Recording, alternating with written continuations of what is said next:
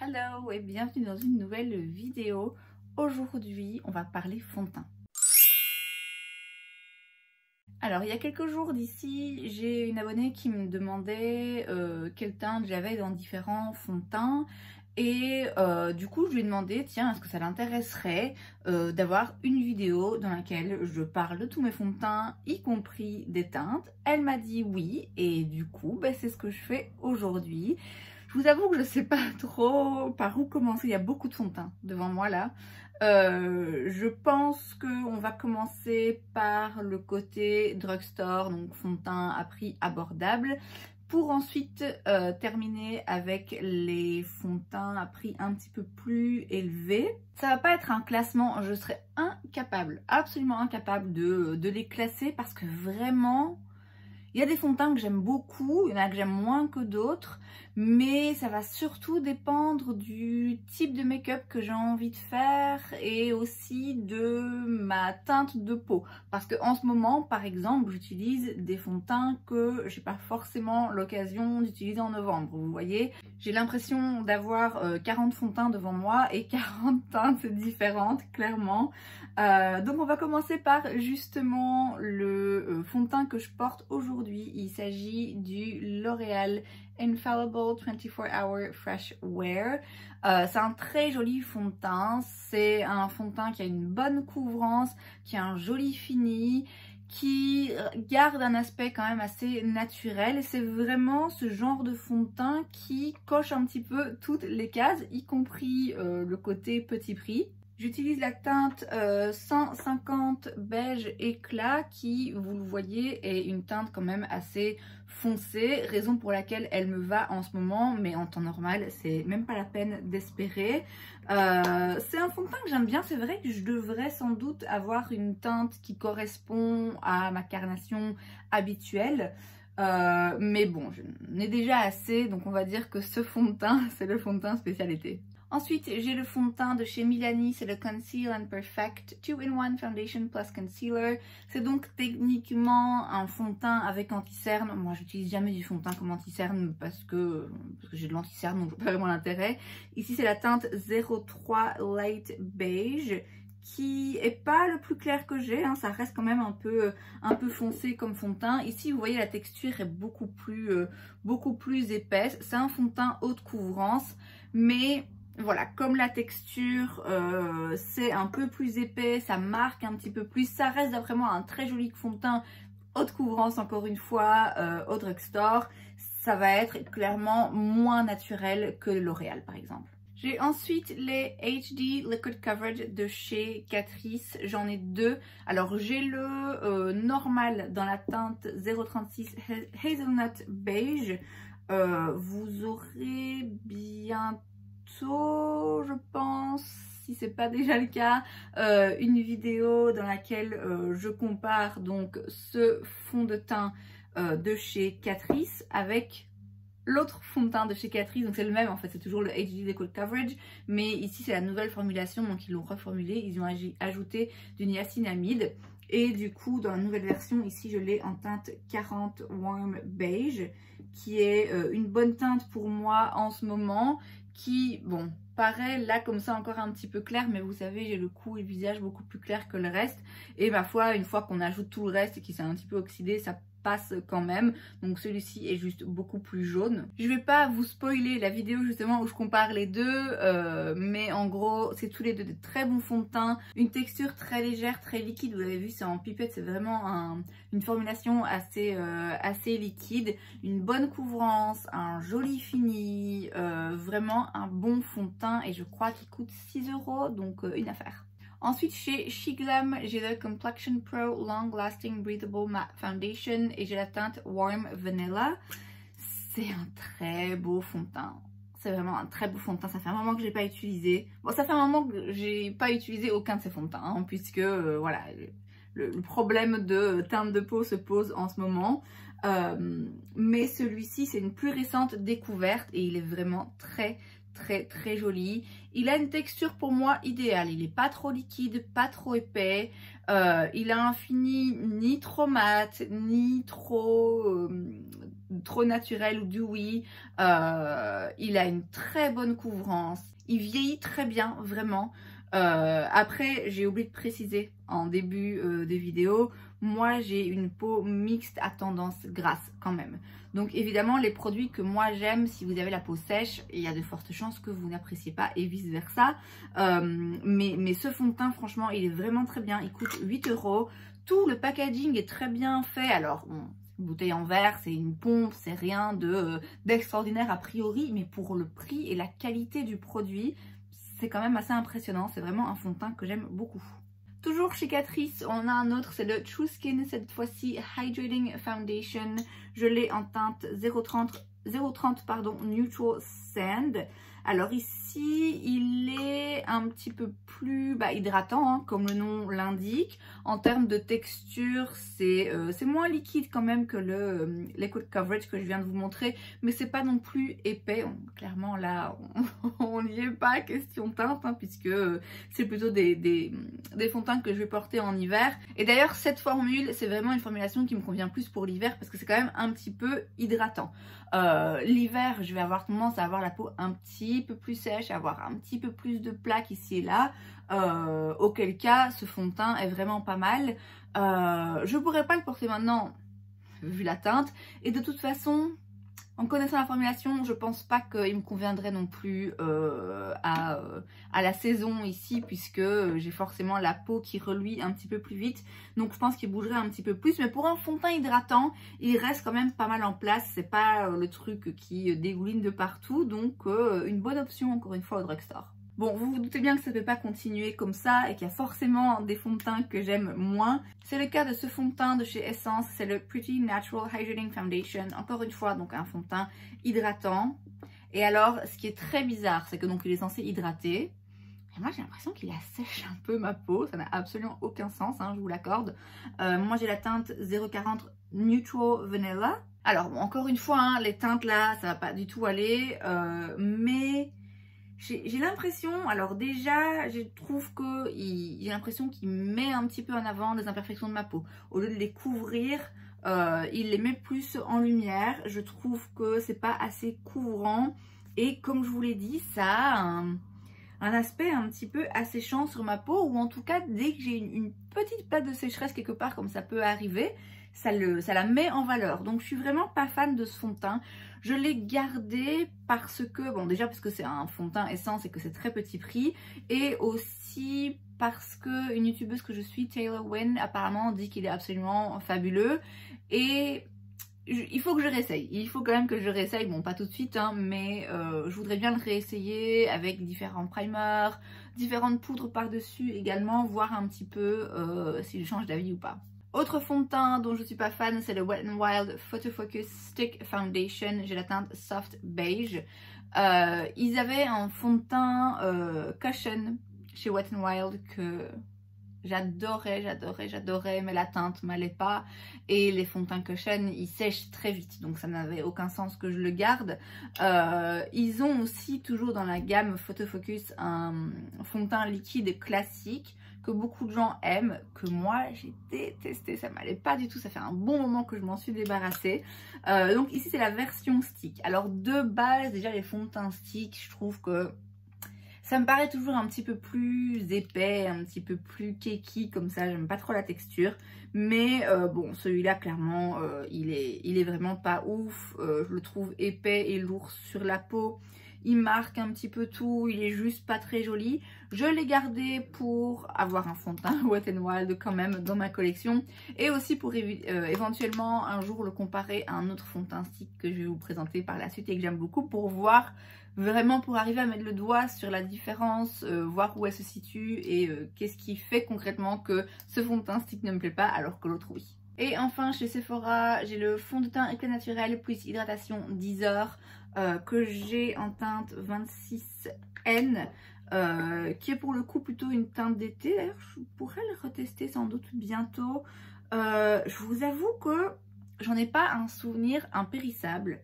Il me semble qu'il est pas hyper couvrant, mais quand même assez joli. Je saurais vraiment pas Je pourrais pas vous donner un avis concret là-dessus parce que ça fait bien trop longtemps que je l'ai pas utilisé. À voir, à retester. Mais je pense que d'après la teinte, je vais pouvoir bientôt l'utiliser. Il va falloir que je me dépêche parce que quand j'aurai plus de bronzage, clairement il sera trop foncé.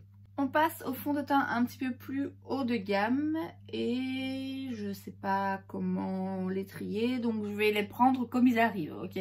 On commence donc par le Laura Mercier, c'est le Flawless Fusion Ultra Longwear Foundation. Je l'ai dans la teinte de N1 Cashew. C'est un fond de teint que j'aime beaucoup, beaucoup, beaucoup, beaucoup parce que vraiment sur moi, il marche juste trop bien. Bon là, il va clairement, comme le reste, hein, être trop clair. C'est un fond de teint qui est bien couvrant, mais qui est très joli sur la peau, en tout cas sur la mienne, qui vieillit très bien aussi. Donc c'est pas le genre de fond de teint qui va trop aller dans les plis et tout. Franchement, il est vraiment... c'est un fond de teint que j'aime vraiment, vraiment beaucoup. D'ailleurs, on le voit, hein, parce que c'est un des rares fonds de teint où je vois... Je vois que je l'ai utilisé.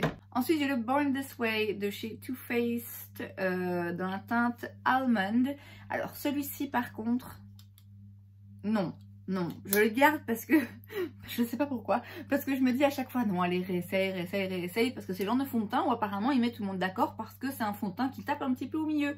Vous voyez, il est assez couvrant mais pas trop. Ni trop mat, ni trop hydratant, enfin c'est vraiment un fond de teint qui a priori peut convenir au plus grand nombre, sauf à moi apparemment. Moi il ne me convient pas, il ne me va pas, je le trouve pas joli sur ma peau, j'ai du mal à remettre exactement le doigt dessus, ça fait un moment que je l'ai plus utilisé donc je sais plus précisément ce que je lui reproche, mais dans mes souvenirs c'est juste... Encore une fois, il me donne l'impression d'assécher ma peau alors que j'ai pas une peau sèche, il donne un effet très make-up qui se voit. Vous voyez, il se voit vraiment beaucoup sur ma peau, c'est ça, il se voit. Et il est juste pas joli, mais voilà, que voulez-vous, j'ai du mal à me débarrasser des produits, on le sait maintenant. Et les fonds de teint, en plus, je me dis toujours, bon allez, il y a peut-être moyen de trouver une façon de le faire fonctionner en fonction du primer, de la poudre, de mon teint de peau, du moment dans l'année aussi, parce qu'il y a des moments forcément où la peau coopère mieux que d'autres. Donc à voir si je le reteste, dites-moi si ça vous intéresse. Autre fond de teint que je n'aime pas et pour lequel c'est apparemment une opinion rare et que je garde quand même, entre autres parce qu'en plus il coûte cher donc ça m'embête de m'en débarrasser. Il s'agit du Luminous Silk de chez Giorgio Armani que j'ai en teinte 5. Alors ça vraiment ça me désole parce que autant le Too Faced... je soupçonne quand même un certain effet de mode à un moment donné où tout le monde parlait de ce fond de teint et donc il était de bon ton de parler de ce fond de teint en disant du bien et bon voilà ma foi c'est pas mon préféré mais ça peut encore passer. Le Luminous Silk vraiment je suis un peu plus déçue parce que c'est un fond de teint qui est pas censé être juste un fond de teint qui est facile à porter, à appliquer et tout ça. Non, c'est censé être un fond de teint vraiment qui a un très très joli effet sur la peau et moi c'est pas du tout le cas. Alors déjà il a une odeur qui me dérange un peu. Il a une odeur un peu... Je sais pas, il a une odeur qui me dérange. Voilà, passons. Bon, il est pas hyper neuf, mais c'est le cas de pratiquement aucun de mes fonds de teint. Il n'y en a aucun qui sent ça. Donc une odeur déjà qui me donne pas envie. Et il est pas beau sur ma peau. Pareil, si j'ai la moindre petite sécheresse, il va la mettre en avant. J'ai l'impression qu'il veut pas adhérer à ma peau en fait, c'est vraiment ça. Alors, il faut dire que c'est un fond de teint qui est censé être, qui apporte de l'éclat. Moi, c'est pas forcément ce que je recherche, c'est pas forcément ce qui correspond à mon type de peau. Donc je pense que dans ce cas-ci, c'est vraiment juste un mauvais choix de ma part où j'ai acheté un fond de teint parce qu'il y a beaucoup de gens qui disent qu'il est très beau, sans trop prêter attention au fait que c'est pas le genre de fini qui me va le mieux. Mais je suis quand même déçue parce qu'il y a d'autres fonds de teint que j'ai qui sont un petit peu hydratants, qui apportent un petit peu d'éclat et où je peux quand même les trouver jolis en fonction de la façon dont je les utilise. Celui-ci, je l'avais pas mal testé récemment où j'avais testé avec différents primers, différentes poudres, différentes méthodes d'application et vraiment il y a rien qui fait. Je le trouve pas joli. Il est aussi pas assez couvrant à mon goût, mais bon, ça encore une fois, c'est moi qui ai peut-être mal choisi.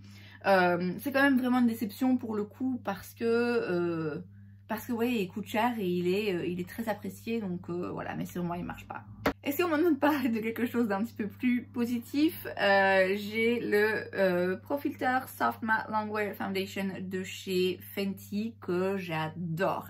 Alors, je reprécise, hein, j'ai la peau mixte à tendance grasse et je pense que c'est pour ça que je l'adore. Si vous avez la peau sèche, je pense franchement pas que vous allez l'aimer. Et d'ailleurs, je sais que c'est un fond de teint qui divise assez. Où il y a quand même, j'entends pas mal de gens dire c'est trop lourd, c'est trop mat, c'est trop asséchant. Moi, avec mon type de peau, c'est juste parfait. Alors, j'ai deux teintes. J'ai la 260 qui, malheureusement, même en ce moment, est un petit peu trop claire pour moi. Encore que je vais bientôt pouvoir l'utiliser. Et vous voyez, c'est couvrant, c'est hyper couvrant, c'est mat. Il vieillit bien sur la peau. Il est juste, en tout cas sur ma peau, il est nickel. Et j'ai aussi la teinte 150 qui là, bah, forcément, est plus claire. Ça m'arrive parfois de les mélanger quand j'arrive pas à trouver mon bonheur, parce que celle-ci elle est quand même très claire. Mais voilà, vous voyez, un fond de teint haute couvrance, longue tenue, fini mat. Comme je l'ai dit, à cause de tout ça, c'est pas le fond de teint qui va plaire à tout le monde et il s'oxyde, hein. Ça se voit, là, il s'est déjà oxydé un petit peu. Mais moi, je trouve que ça reste quand même un fond de teint que j'aime beaucoup. Et un fond de teint vraiment auquel je peux faire confiance. Où je sais que si je veux mettre un fond de teint qui soit joli et qui tienne, celui-là, il va tenir. Alors, c'est pas un fond de teint naturel. C'est pas un fond de teint que je mets un jour où j'ai envie de faire un make-up léger et discret, clairement. Mais en même temps, c'est rare quand j'ai envie de faire des make-up légers et discrets, raison pour laquelle j'aime beaucoup son teint. Autre fond de teint que j'aime assez que pour en avoir deux teintes, il s'agit du Foundation X Plus. C'est donc le fond de teint haute couvrance formulé à base de fruits de chez Natasha Denona que j'avais acheté complètement par hasard, hein. J'en avais acheté un, donc le premier ici que j'ai, la teinte 30W. C'est donc un beige doré avec une teinte orange. Je crois que je l'avais acheté en solde. Il faut bien le secouer en me disant bon ben voilà, c'est soldé, c'est Natasha Denona, j'aime bien, c'est un fond de teint. Et en fait, il est vraiment très bien parce que c'est encore une fois un fond de teint qui va bien couvrir, mais de façon beaucoup plus naturelle, de façon avec un fini moins mat. Un fini, voilà, encore une fois, plus naturel. Il tient quand même bien. C'est vraiment un très joli fond de teint. On voit quand même en dessous le côté glowy de la peau, mais sans que ça soit trop non plus, parce que bon, moi, un fond de teint hyper glowy, clairement, sur moi, ça fait juste grassouiller. C'est vraiment un très joli fond de teint. Et du coup, je l'ai dans une autre teinte. Il s'agit de la 4Y. C'est donc un clair à la teinte jaune. Faut vraiment bien les secouer parce que sinon ils se séparent un petit peu et c'est normal. Et donc voilà la teinte de celui-ci. Pareil, je crois que ça m'est déjà arrivé de les mélanger pour arriver à quelque chose qui me corresponde. Mais en fait oui, celui-ci aussi je peux l'utiliser en ce moment. Chez Smashbox, j'ai le Studio Skin Full Coverage 24 Hour Foundation. Alors j'ai la teinte 1.2. qui ressemble à ceci, qui est donc une teinte claire avec un sous-ton chaud. Et j'ai la teinte 2.18 qui pour le coup est une teinte claire à moyenne avec un sous-ton neutre et qui se trouve juste là.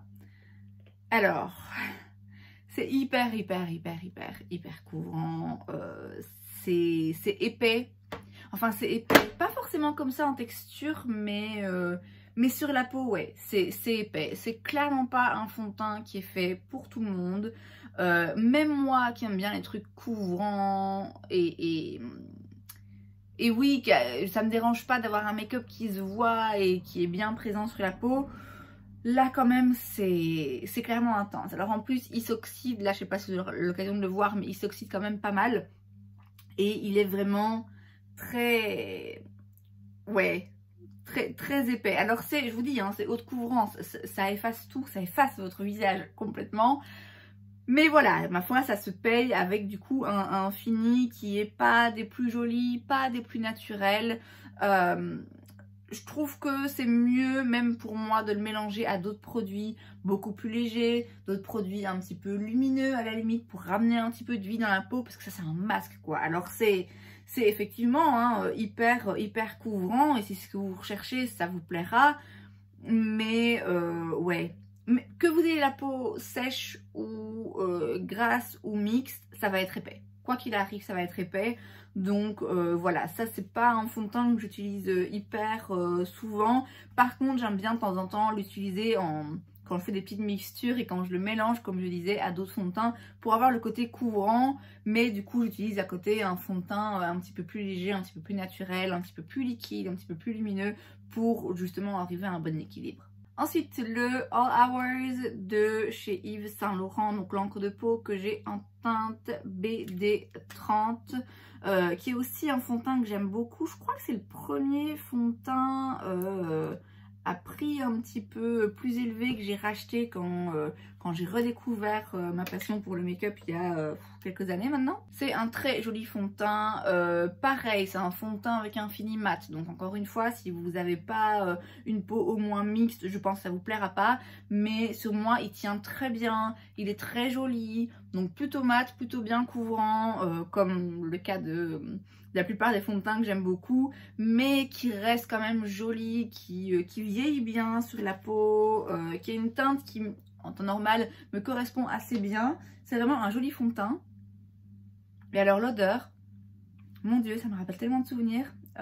Donc ouais, un très très bon fond de teint que j'ai depuis un moment et qui est pas forcément un fond de teint dont on entend encore beaucoup parler, mais pour moi ça reste vraiment un bon classique. Airbrush Flawless Finish de chez Charlotte Tilbury dans la teinte 4 neutre, pareil, haute couvrance, fini mat, pareil, pas pour vous si vous avez la peau sèche, en tout cas je pense pas. Il est possible qu'il y ait des gens qui ont la peau sèche et qui aiment ce fond de teint, mais je pense quand même que c'est pas, ça reste un fond de teint assez épais. Alors il reste quand même très joli, hein. Il est très joli sur la peau.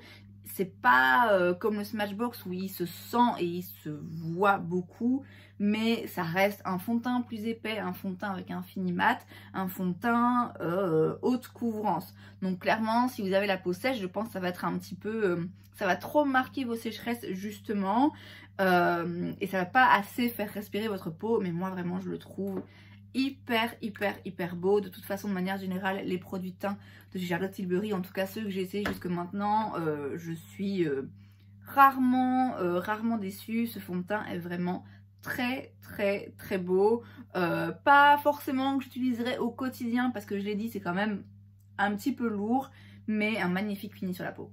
Autre fond de teint que j'aime beaucoup parce qu'il est haute couvrance, fini mat, voilà, encore une fois, pas pour vous qui avez la peau sèche. Il s'agit du Faux Filter de chez Huda Beauty que j'ai dans la teinte Custard 220N. Là aussi, c'est un fond de teint que je vais pas recommander à tout le monde. Moi, je trouve qu'il est très beau. Moi, j'aime beaucoup le fini, j'aime beaucoup l'effet sur ma peau. Mais je sais, de par la texture et le fini du fond de teint, que c'est pas le fond de teint qui va correspondre à tout le monde. Clairement pas. Puisque, comme je l'ai dit encore une fois, on est sur quelque chose d'assez épais, de mat, vraiment bien mat. Donc, si vous n'avez pas, encore une fois, la peau au minimum mixte, vous allez détester. Je pense qu'il y a vraiment des gens qui doivent détester ce fond de teint. Je sais qu'elle a sorti une nouvelle version un peu plus lumineuse de ce fond de teint que j'ai en échantillon d'ailleurs. Je voudrais bien tester et comparer les deux. Alors en plus, ce fond de teint il sent. Il a une odeur vraiment très forte. Pareil, je sais qu'il y a plein de gens qui n'aiment pas ça. Moi j'aime beaucoup. J'aime bien l'odeur en fait. Pareil pour la poudre, je trouve que c'est une odeur que j'aime bien. Ça me dérange pas de la sentir sur ma peau. C'est, ouais, très haute couvrance, très mat, quand même assez épais. Encore une fois, c'est pas un fond de teint que je porterai au quotidien, mais sur moi, sur ma peau, il n'y a rien à faire, il fonctionne. Encore un fond de teint haute couvrance, fini mat, mais qui, pour le coup, fonctionne un petit peu moins bien quand même. Il s'agit du Matte Velvet Skin de chez Makeup Forever que j'ai en teinte Y345. Pareil, qui en temps normal est trop foncé pour moi, donc je vais, je pense, l'utiliser ici dans les semaines qui arrivent. Alors en fait, il est épais. il est quand même assez épais et du coup il se voit beaucoup plus sur la peau. Contrairement au fond de teint Huda par exemple qui donne plus un effet peau filtrée, je trouve que là ça marque un peu quand même. C'est un peu épais, ça se voit un petit peu trop. La teinte est pas mal et je sais que pareil comme le Smashbox, j'aime bien aussi de temps en temps le mélanger à d'autres. Mais seul, je trouve ça un petit peu épais et pas forcément hyper flatteur. Même sur moi qui est la peau mixte à tendance grasse. Je le garde quand même parce que, pour la même raison que le Smashbox, parce que ça peut servir en fait d'avoir des fonds de teint comme ça hyper épais. Mais c'est pas mon préféré en termes d'aspect sur la peau. Le fond de teint Beauty Blender, c'est le Bounce Liquid Whip Longwear Foundation. J'adore le fond de teint, je déteste le packaging. J'en ai parlé récemment dans une de mes vidéos du lundi Will I Buy It. Apparemment, ils ont ressorti donc le même fond de teint dans un packaging différent. Donc maintenant, c'est un tube classique. Très bien, franchement. Si vous avez le choix entre les deux, prenez le tube parce que ça, c'est juste une angoisse. Donc vous avez un petit bouton derrière que vous devez ouvrir comme ça. Je me prépare à en foutre partout et en fait le produit sort par ici, il est censé aller sur la petite plaque mais il y va jamais, donc moi maintenant je fais directement en appuyant comme ça vers le bas, voilà. Au-delà du packaging qui est pourri, le fond de teint en lui-même je l'aime bien. C'est un fond de teint un petit peu entre les deux, donc c'est une bonne couvrance mais c'est pas hyper haute couvrance, ça couvre quand même ce qu'il faut. C'est un fini un petit peu plus mat que lumineux quand même, mais c'est pas non plus un truc hyper asséchant comme le Fenty par exemple. C'est un joli fond de teint, ça c'est un fond de teint que je peux utiliser de façon un petit peu plus au quotidien quoi. C'est moins, ça marque moins, c'est moins visible sur la peau. C'est un joli fond de teint et je l'ai dans la teinte 2.20. Chez Urban Decay, il me reste le Naked Skin Weightless Ultra Definition Liquid Makeup. Il y a des peptides dedans, sans parabènes, enfin voilà, c'est un truc hyper léger qu'il faut bien secouer et que j'ai pas utilisé depuis une éternité pareil, hein. Il faudrait vraiment que je le reteste.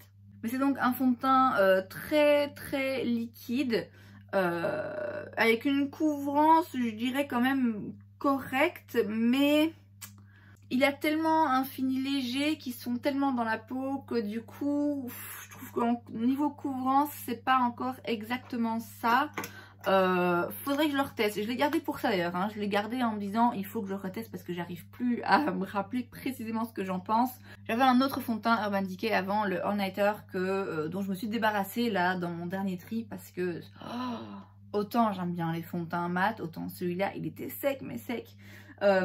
Ici non, hein, c'est quelque chose de beaucoup plus léger, mais ouais, je pense qu'en termes de couvrance c'est pas ça. Et j'ai la teinte 2.0. On continue avec un autre fond de teint pas très couvrant mais très joli pour le coup. Il s'agit du Face and Body Foundation de chez MAC. J'ai deux teintes, j'ai la 2N et 3N je pense, c'est écrit quelque part. Non, pas du tout. La N1 et N3. Donc N1, évidemment, ça va être très clair hein, pour le coup. Et là, vous voyez, on est sur une texture beaucoup plus liquide, beaucoup plus légère, beaucoup plus en transparence. Mais du coup, c'est très joli sur la peau, je dois quand même bien avouer. Ça donne un effet naturel, mais... comment dire ? Moi parfois les fonds de teint version naturelle où du coup ça c'est un petit peu lumineux et ça laisse un côté oui naturel comme ça à la peau, sur moi ça peut faire un petit peu trop brillant. Ou là non, là c'est juste de la peau en fait. Ça a vraiment juste l'aspect de la peau finalement, tout en couvrant légèrement et en unifiant le teint plutôt parce que ben voilà. Par contre c'est pas une couvrance vraiment énorme, or moi c'est plutôt ce que j'aime.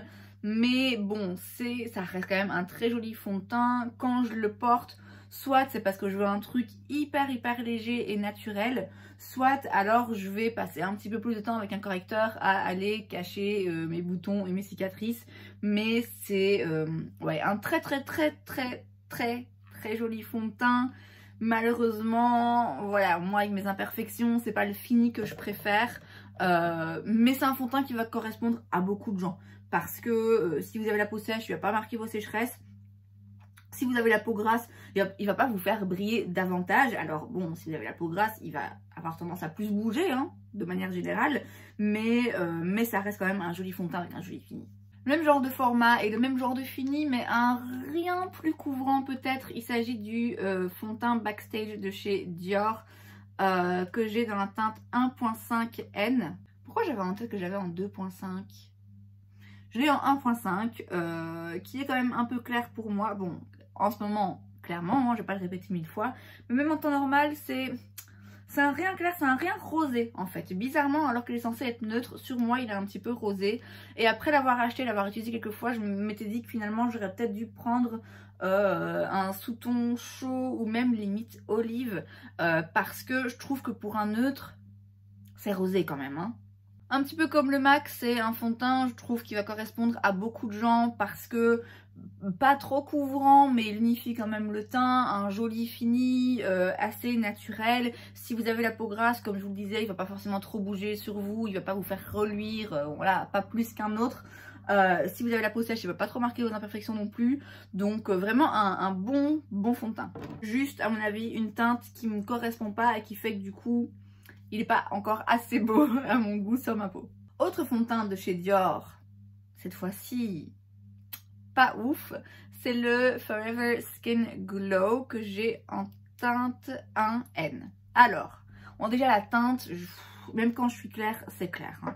Alors, je le trouve pour un fond de teint qui apporte du glow, qui illumine, je le trouve quand même un peu épais, hein. Donc c'est pas le plus flatteur.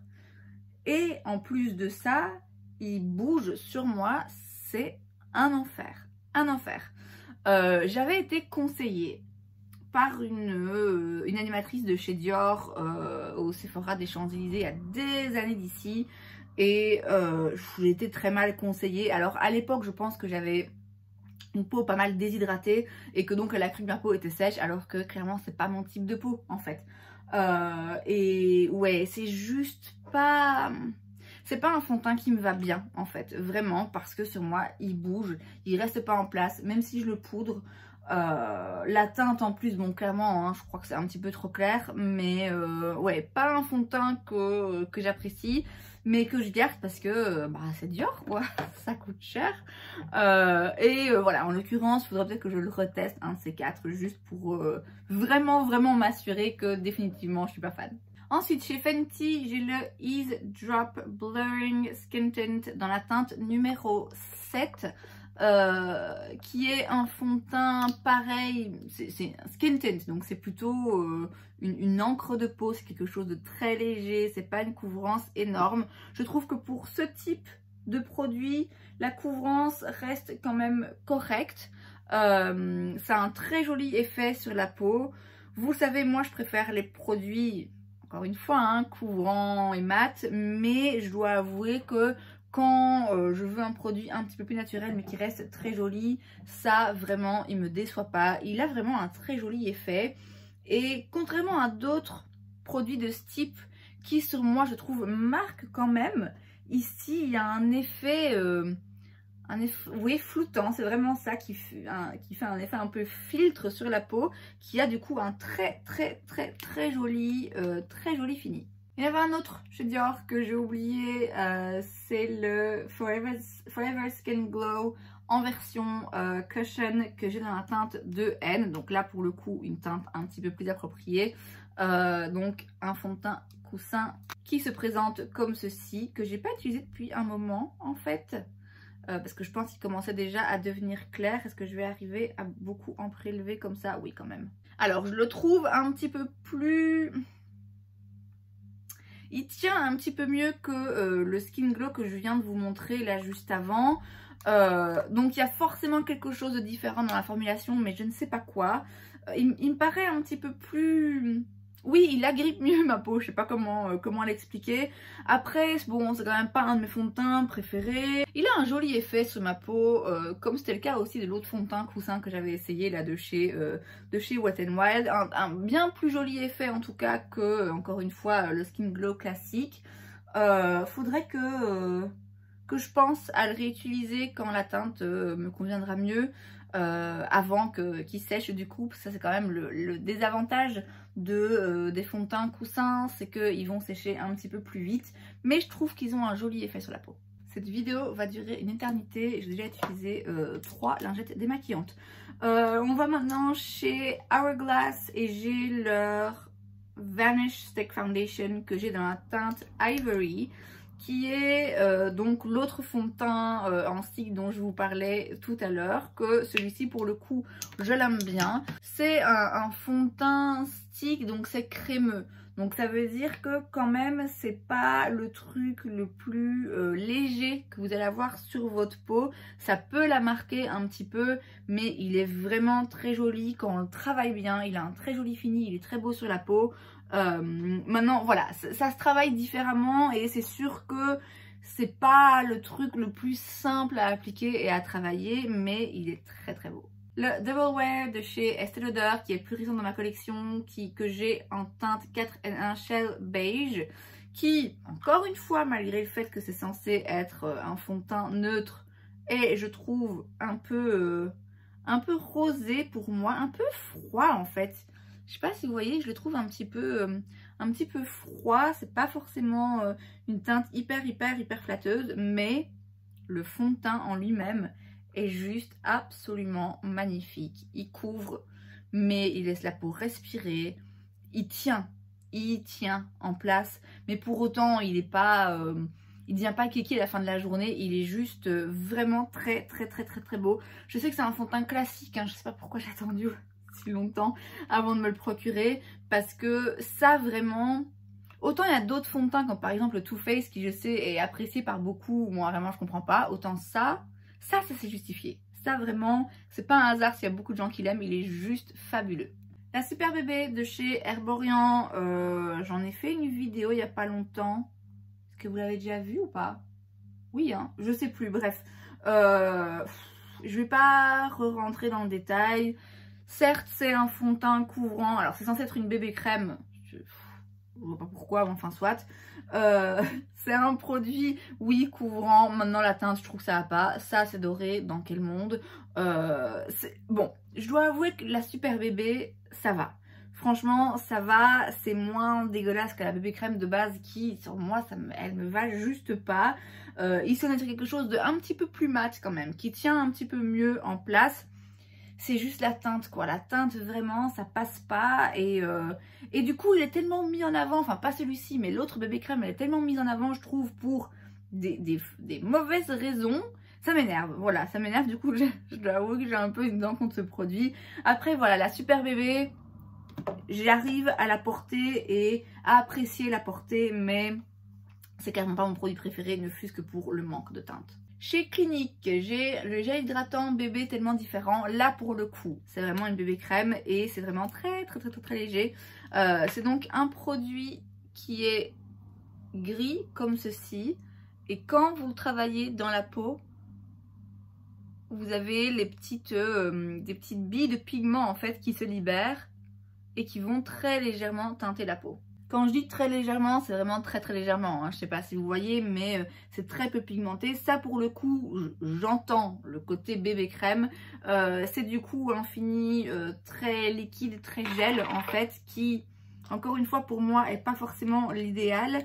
Il faudrait que je réessaye une fois un jour où je mets pas de make-up limite, juste pour voir si comme ça seul, peut-être que finalement ça a un joli effet sur la peau.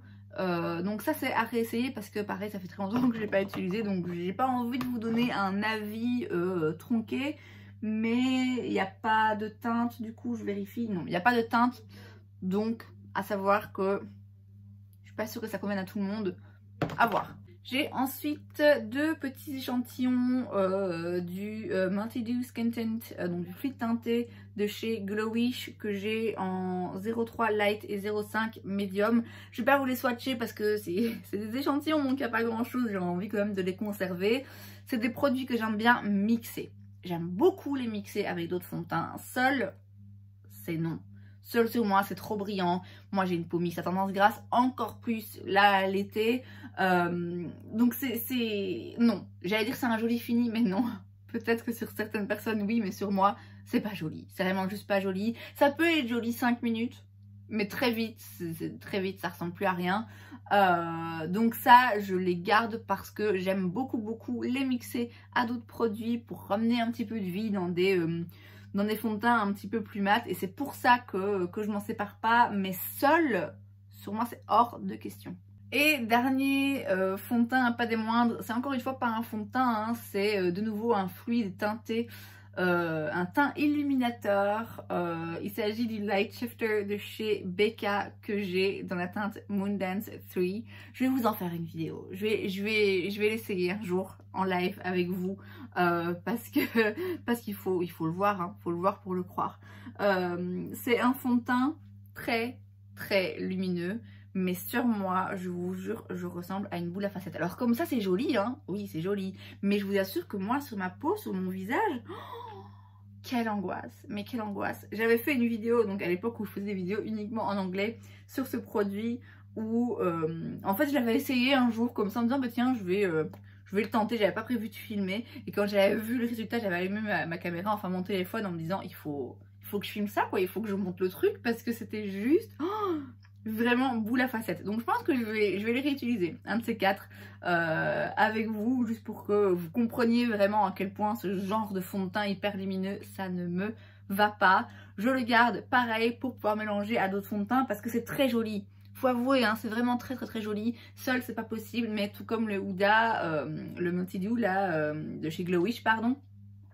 C'est très intéressant pour moi de le mélanger à d'autres fonds de teint pour justement avoir un côté un petit peu lumineux sans ressembler à une boule à facettes. Donc je vais pas compter, mais je pense qu'on doit être aux alentours d'une 30aine de fonds de teint, ce qui est plus qu'assez.